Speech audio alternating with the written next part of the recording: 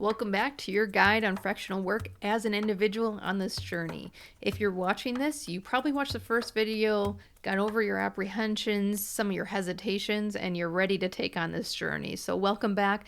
Make sure if you're not subscribed yet, hit that subscribe button because we got many episodes coming forward, both on the individual and organization level, on how do we embrace this change that's happening, because by 2030, 50% of the workforce is going to be fractional, freelance, or contract work.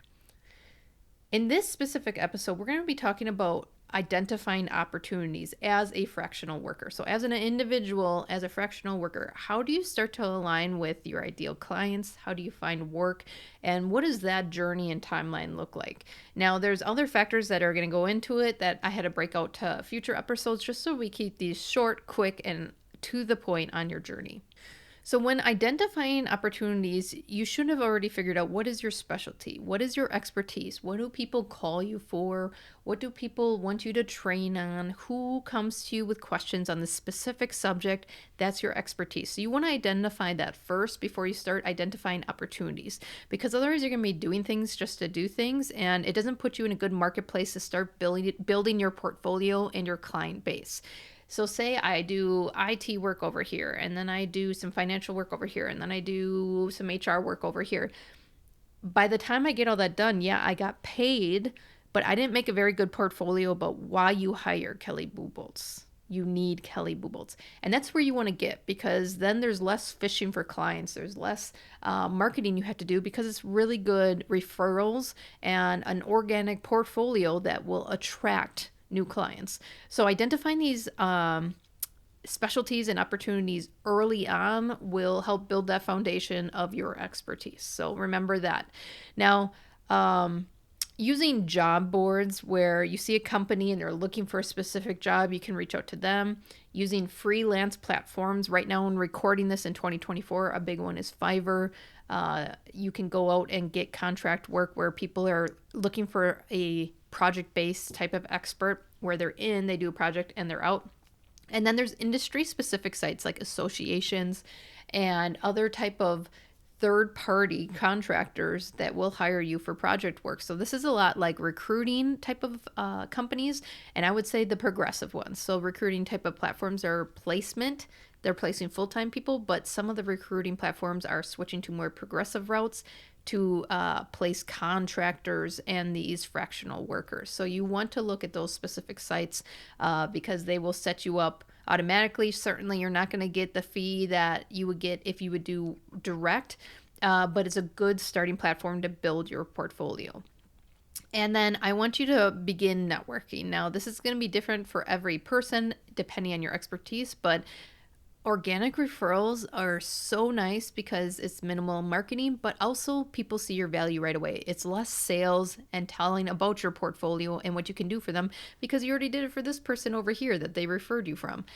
So leveraging those professional networks, using LinkedIn and other industry events like trade shows and conferences is going to be important.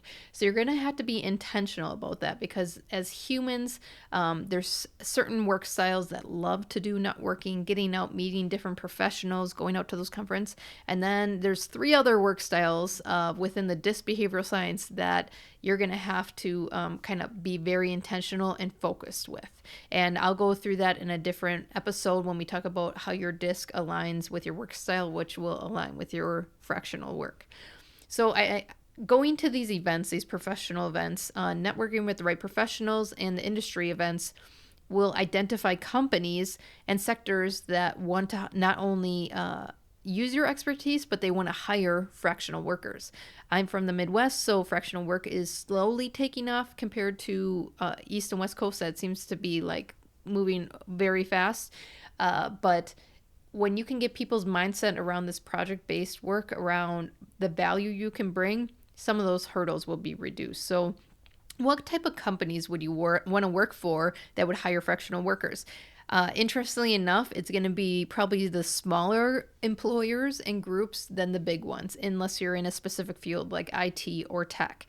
And why I say that is if they're a bigger company, they're just going to hire someone full time because then they can put them in multiple places. But smaller employers and smaller businesses, they can't afford that on their payroll, or they see that they can't bring value full time. They only need them this little bit. They only need them 20, 30 hours a week, or for this specific project, let's get them in and get them out. That's important to also understand is your client base, your industry, but also what type of people do you work best with? So, for example, I work best with small businesses because I like to see change and that transformation on multiple scales through their whole organization. Whereas large organizations, when I work with them to engage as energy and productivity while preventing burnout, it's probably just a specific department I'm working with, which I know this department has to basically survive on their own now with these new tools versus the whole organization. So I really hone down on my specific type of ideal client, and then also my industry. So I'm from manufacturing, so I naturally vibe with manufacturing. I speak the lingo, I understand the change management within the organization, but I also work a lot with nonprofits and hospitality because of high turnover and some of the change management that goes with budget changes. So really hone down on what does that look like for you? And I want you to be okay with adapting as you get into this, because where I started was not this. And it just was energizing where I was, the clients I was working with. I wasn't finding fulfillment, even though I was getting paid. And when you start to go solo on your own, you're going to need to feed that energy. So I actually shifted some of my business and focus towards something more energizing. So be open to adapt.